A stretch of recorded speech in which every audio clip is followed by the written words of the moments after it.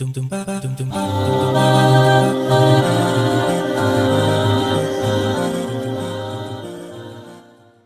more latest updates, please subscribe our channel and press the bell icon. قرآن زندگی ہے۔ قرآن پاک کے ہم پر 5 حق ہیں: ایمان لانے کا حق، درست ادائیگی یعنی تجوید سے پڑھنے کا حق، تدبر کا حق، عمل کا حق اور تبلیغ کا حق۔ اس لیے اس پاک کلام کو اپنی زندگی بنائیے۔ یہ الماریوں کی زینت کے لیے نازل نہیں کیا گیا تھا، یہ ہماری ہدایت کے لیے نازل کیا گیا، جیسا کہ سورہ بقرہ میں اللہ رب العزت کا فرمان ہے: ذَلِكَ الْكِتَابُ لَا رَيْبَ فِيهِ هُدًى لِّلْمُتَّقِينَ۔ یہ کتاب ہے جس میں کوئی شک نہیں، متقیوں کے لیے ہدایت ہے۔ جب ہم قرآن کو اپنی زندگی بنا لیتے ہیں نا، تو پھر آپ اس کے بغیر رہ نہیں سکتے۔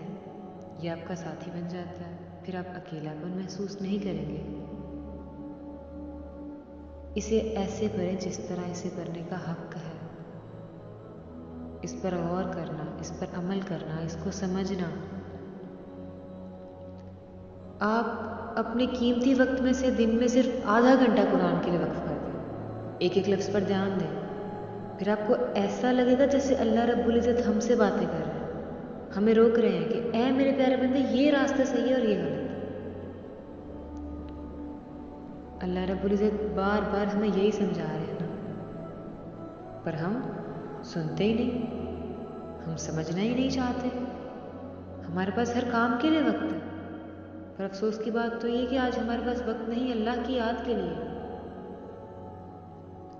اللہ سبحانہ و تعالیٰ سورہ بقرہ میں کیا فرما رہے ہیں؟ فَاذْكُرُونِی أَذْكُرْكُمْ وَاشْكُرُوا لِی وَلَا تَکْفُرُونَ۔ لہٰذا تم مجھے یاد رکھو، میں تمہیں یاد رکھوں گا، اور میرا شکر ادا کرو، میری ناشکری مت کرو۔ ہم یہ سب پڑھ کے بھی اپنی ہی دھن میں لگے ہوئے ہیں نا، ہمارے پاس نہ قرآن کے لیے وقت ہے نہ نماز کے لیے۔